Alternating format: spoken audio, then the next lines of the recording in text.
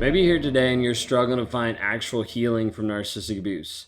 We've talked to countless people that have been to different therapies, that have been to different modalities, that have gone to different things, and they still struggle with how do I actually heal? Maybe you've been no contact, maybe you've learned about narcissism, and you still feel like there's something missing.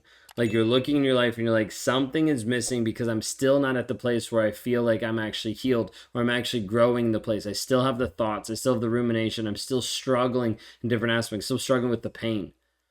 Maybe discover that time just alone isn't enough to mend the wounds left by a toxic relationship. Narcissistic abuse leaves scars that run super deep and affects every aspect of your life. While going no contact, educating yourselves about narcissism are important steps. They're not the sole solutions to healing. I want to guide you through some of this aspect and talk about 3 ways that you're not going to heal. 3 ways that might be needed to heal, but is not going to heal you. Then I want to talk to you about how we can actually help you with that, how to be able to move forward. We're going to dive into these misconceptions really quick and first understand that these are not necessarily you would never do these. It's just saying if you do this, it does not guarantee healing. That's the main piece I want to be able to show here. Okay. Number 1, no contact alone is not enough. Just you going no contact with the narcissist, it could be a first step, could be a process in your healing, but it is not enough to heal you. It's not going to do it. We've met with countless people that have been 6 months, a year, 2 years, 5 years out of the relationship, and they've been no contact and they're still not healed. They still have the intrusive thoughts. They still have the narcissist's voice in their head telling them that they're not good enough, that they're not worthy, that no one's going to love them, that no one's going to care about them, no one's going to invest time in a single mom, all these different things. And so sometimes going no contact, it might be a vital thing. And oftentimes it creates capacity and it creates a safe space to be able to heal, but it doesn't guarantee healing. Sometimes you can be no contact and you can still be pain shopping. You can be unblocking and blocking. You can be going back, looking at their social media, logging in from another one to see, are they happy now? Have they moved on? Do they have a new supply? Is she better than me? All these different thoughts that are going to plague you. And so oftentimes going no contact, sometimes it's not fully no contact, but sometimes going no contact still is not going to heal you. Just doing this alone won't heal the wounds that have left behind. We're going to talk about what's going to help, but I need you to understand that first and foremost, no contact is not going to heal you. You may have got to the place where you're no contact, but you still find yourself haunted. Almost feeling like crazy at times with intrusive thoughts, with emotional triggers that seem to hinder your progress. It feels like it's 5 steps forward, 10 steps back. You're like, well, I was doing better and I thought I was actually past this. And then you hear a song and you're triggered back into the same spot you were 2 years before. And you're like anxiety, frustration, all these different things. Anger starts to leak out, not just from you to others, to coworkers, to friends, to family, to your kids, all these different things. And you're like, what is wrong with me? Why am I not healed? I'm no contact. He's not in my life. Why am I not healed? Because no contact is not enough to heal you. The second thing I want to point out that's not enough to heal you is knowledge of narcissism. You might be like, wait a second, you give a lot of awareness, 100%. But not everybody who watches my channel or Lee's channel or Dr. Ramani's or different people's gets the healing they need, because just the knowledge alone is not a magic fix. It's not going to make it better.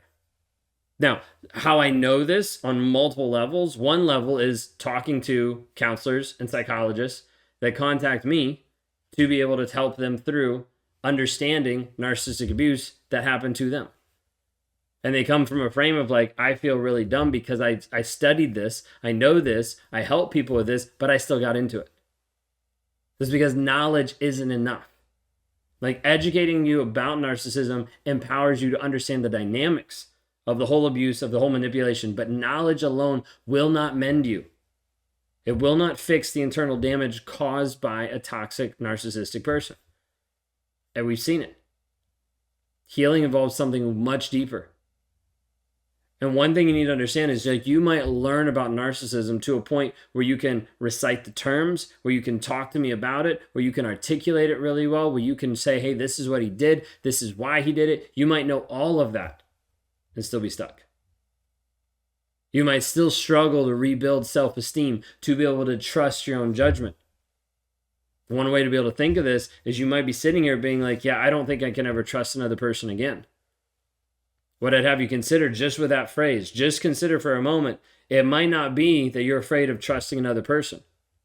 It might be that you're afraid of trusting yourself to make a decision about trusting another person. Oftentimes it gets twisted in our head. Because even just having the knowledge will not save you and will not heal you. The third thing I want to point out that will not heal you is time. People have the adage, time heals all wounds. It doesn't. It doesn't. Because we've seen people that have had lots of time, but it doesn't fully apply to the complexities of narcissistic abuse. There's more nuance, there's more things, there's more triggers, there's things that are almost timeless that until they get worked on will trigger you and control you and bring you back to a state of anxiety and stress and frustration, locking you into the trauma bond, keeping you in the rumination. And without these active steps towards healing, time may dull the pain, but it'll still be there.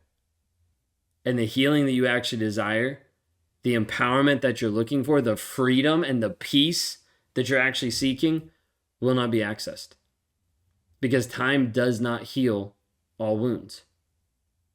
Sometimes the scars will just fester. They'll start to rub and open up with new relationships that you think are going to help fix it, but it ends up spilling out into the next one. And then you feel toxic, and then you feel like you're struggling, and back and forth, it affects your personal well-being. It affects how you show up to the people around you. You might have thought years after leaving the abusive relationship that you're like, I'm good now. But then something happens and you find yourself struggling with anxiety, with self-doubt. So, review real quick. I need you to understanding that, hey, these three things do not guarantee healing. Going no contact is not enough. Knowledge of narcissism is not a magic fix.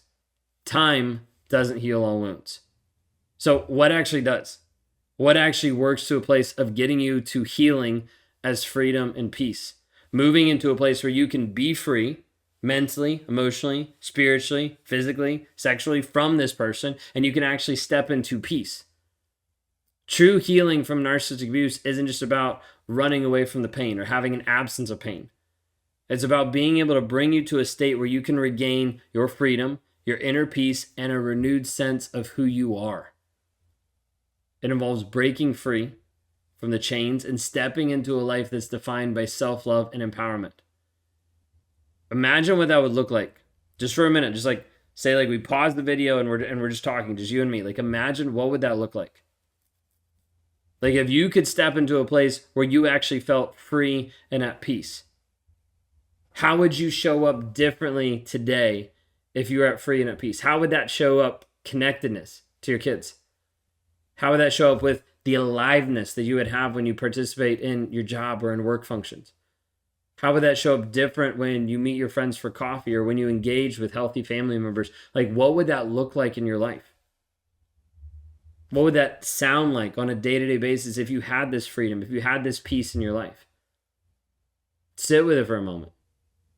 Even pause the video and close your eyes and think through this. What would this actually be like? Because a survivor begins to rebuild their life with newfound sense of purpose and focus when they start to focus on their own well-being. But how does this actually work? Two things that we want to be able to touch on. First one is going into this aspect of embracing the truth with the facts. Now, what do I mean by that? Side note really quick. Your truth, my truth, anyone's truth is irrelevant. The facts are the only thing that's going to set you free. The facts, the demonstrated, the evidence, the things that you know are actually true based on this is the evidence are the only thing that's going to set you free. The problem is sometimes your truth gets skewed to believe a certain reality that's not based on facts. So healing begins by acknowledging the facts of the abuse, by confronting the painful truths that were once denied and once minimized. This might be involved with radical acceptance and facing the harsh reality of what actually happened and the impact it had on your life. But then it's taking those facts and understanding, how do I actually need to respond to them? What do I need to do? This is the moment of stepping into the pain so we can actually step through it. And by stepping through it, you start to craft your own narrative. This all goes back to the story that you believe. You see, this aspect of not just changing your life, but transforming your life leads to rewiring the story that you tell yourself.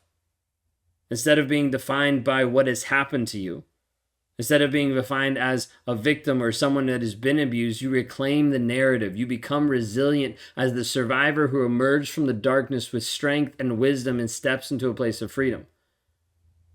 But the facts, the truth, the honesty of where you currently are has to be established first before we can ever build anything on that. We focus on helping you rewire the story that you believe, because otherwise you'll start to believe the facade that he was going to change, that he loved you, that he cared about you, when in reality he never demonstrated that. And we know that based on the facts, not based on the truth of the story you're telling yourself or the story that he told you, but based on the facts of what was demonstrated. When we're able to help you reframe your experiences, you start to shift from feeling broken to feeling empowered. From feeling frustrated and confused and stuck in the fog to feeling capable of creating a fulfilling new life. But you have to understand the three things that don't work and how we actually build a framework based on the facts and based on the story you tell yourself to set you free. This is not rewriting history. We're not going back and we're not putting in a false narrative. We're not giving you fake stuff. We're saying, hey, the only way you can actually be free is dealing with the facts. The rock solid, hard truth, evidence of this is what happened, to be able to help you to change the story that you believe on a day-to-day basis so you can rise to be the person you're called to be. If we can help with that, please reach out.